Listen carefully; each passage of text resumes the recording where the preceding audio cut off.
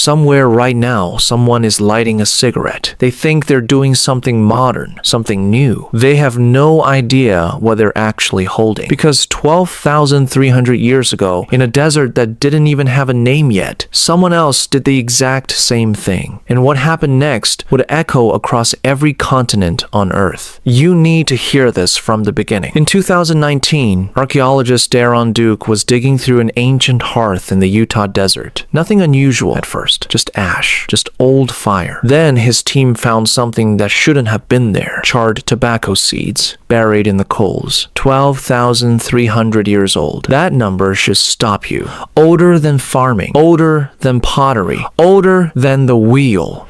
This was one of the oldest deliberate human acts ever discovered. But here's the question that kept Duke up at night. These people weren't farmers. They had no fields, no crops, no reason to carry a fragile plant across hundreds of miles of open desert. So why did they bother? The answer is stranger than you'd expect. Nicotine sharpens focus. It kills hunger. And for a hunter crouched motionless for hours, tracking prey across brutal terrain, a plant that quiets the stomach and steadies the hands isn't a luxury. It's a weapon. Your ancestors weren't smoking for pleasure. They were smoking to stay alive. But that's only where the story starts. Because thousands of years later, something changed. Something that turned a survival tool into an obsession that would eventually consume entire civilizations.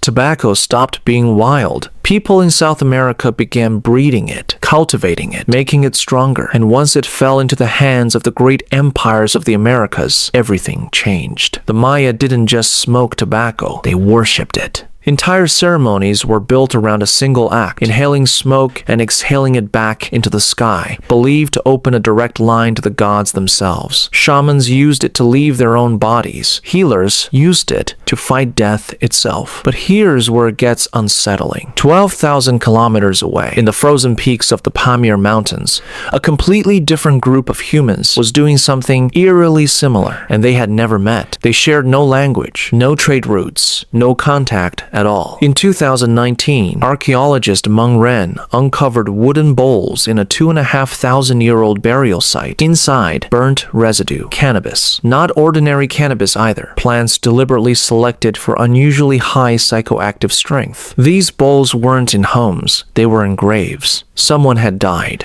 and the people left behind lit a fire, dropped in the plant, and breathed in the smoke as their final goodbye. 2 civilizations, 2 continents, 0 contact, and somehow they arrived at the exact same idea, independently, centuries apart. Fire, plant, ritual. What does that tell you? It means this isn't a cultural accident. This is something buried deep in what makes you human. The instinct to alter your own mind through smoke isn't a modern weakness, older than cities. It might be one of the very first things your species ever chose to do on purpose, and your brain still remembers. The same reward pathway that lit up for a grieving mourner in the Pamir Mountains 2,500 years ago is lighting up right now for someone standing outside an office building, alone on a break. The gods are gone. The ceremonies are gone. What's left is only the chemistry, stripped down to its rawest form, still pulling at you exactly the way it pulled at them. Then, in the 1500s, everything accelerated. European explorers reached the Americas and encountered a habit already woven into daily life for thousands of years. They carried it home. And in less than a single human lifetime, a 12,000-year-old ritual spread across every continent on the planet. So the next time you walk past someone lighting a cigarette on a street corner, look again. You are not watching a modern habit. You're watching the oldest surviving ritual in human history, passed down unbroken for 12,000 years. From a hunter in the Utah desert, to a mourner in the mountains of Central Asia, to a stranger standing right in front of you. They think they're doing something ordinary. They have no idea they're doing something ancient.